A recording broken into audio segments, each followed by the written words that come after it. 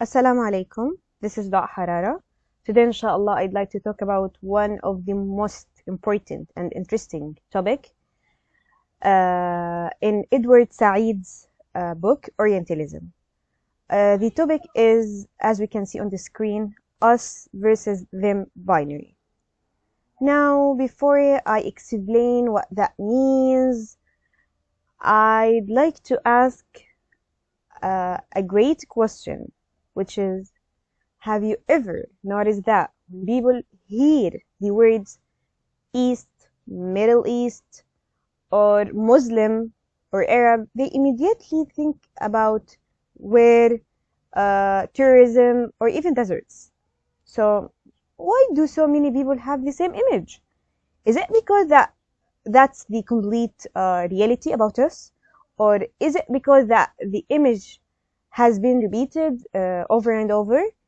So this is exactly the question that Edward Said asks and discusses in his own book.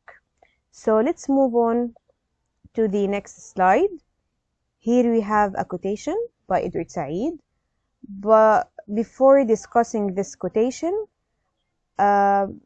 we should discuss about an important term, which is Orientalism, the title of the book.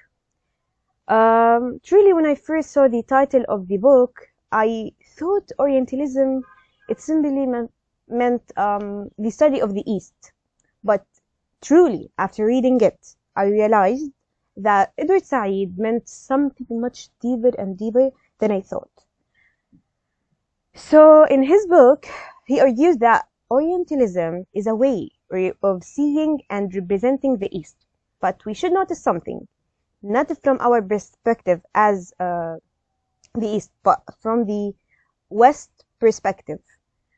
Okay, so for centuries, many Western writers, politicians, or even scholars describe Eastern society in very specific and unfortunately restricted ways.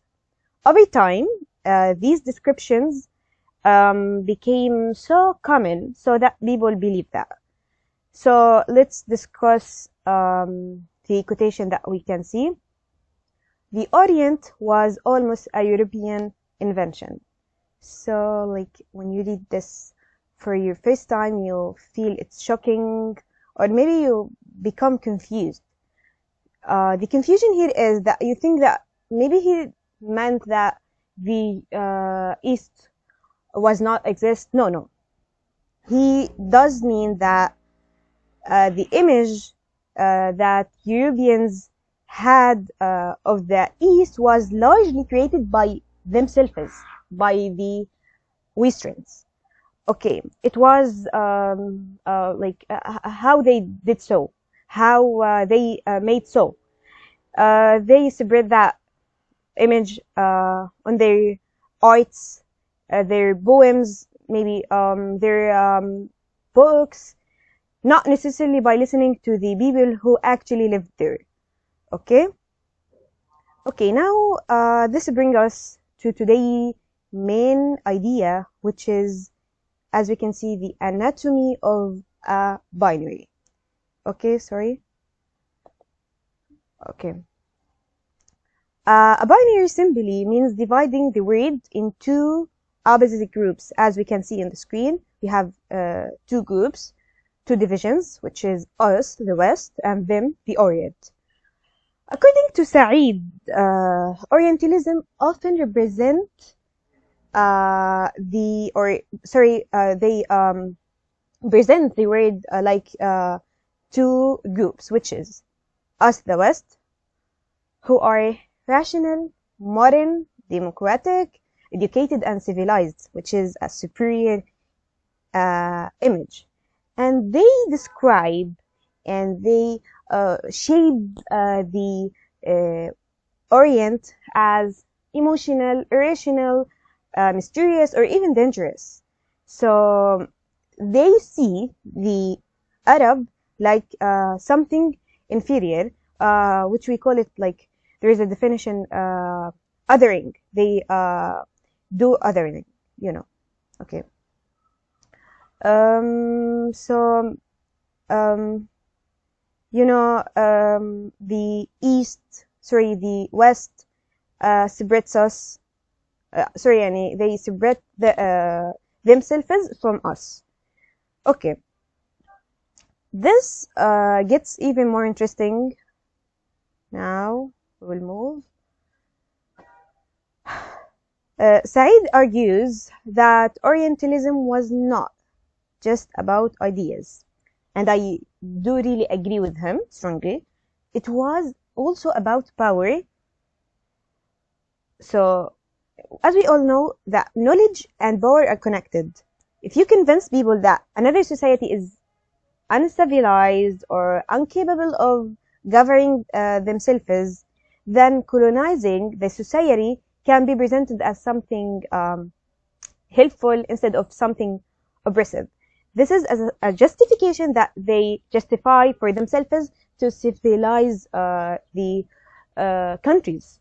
And yes, in other words, we can say that representation can influence political decisions. So Orientalism was not only describing the East, it's also they help themselves to justify what they do. Okay. Now let's connect this idea to today's world. Oh, yeah. Some people think Orientalism ended with colonialism, but Said also he argues that in his book, and he said that the Orientalism still exists today. Let me give you an example. Think about how Muslims are sometimes represented in movies or in the news. They always represented as tourists or scary or spooky, these things. So maybe I give you another example. After a terrorist attack carried out by an extremist group, headlines, the titles on the news, discussions sometimes create the impression that Islam itself is the problem, But when someone who is white or non-Muslim does that, they do not mention even his name or his ethic, Yes, so we can see that in media until they, So let's move on. Okay. Case study, the hijab debate in French. Yeah. And this is one of the most examples that I really like to talk about it, which is the hijab in French. French has laws that restrict the certain religious symbolism, which is hijab. And why they see this as an oppressive attitude, but they do not see the Christians who, for example, wear some scarves or something like this as a terrorist, Okay. Let's end this by a great quotation by Edward Said, which says, "No one today is purely one thing." I really like this quotation because it reminds us that identities are complex. People cannot simply be divided into East and West or good and bad, like black and white. We cannot divide them like this. It's not something materialistic. Cultures influence one another. They are connected.